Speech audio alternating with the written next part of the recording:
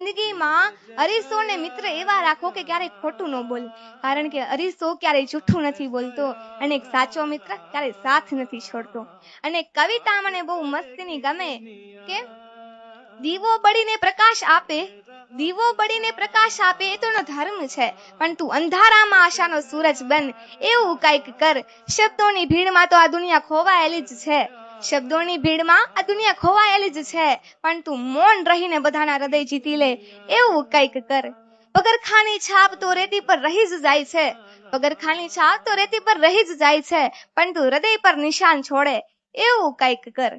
જીવવું એ તો માત્ર સમયની ગણતરી છે, જીવવું એ તો માત્ર સમયની ગણતરી છે, પણ તું સમયને પણ થંભાવી દે, એવું કંઈક કર.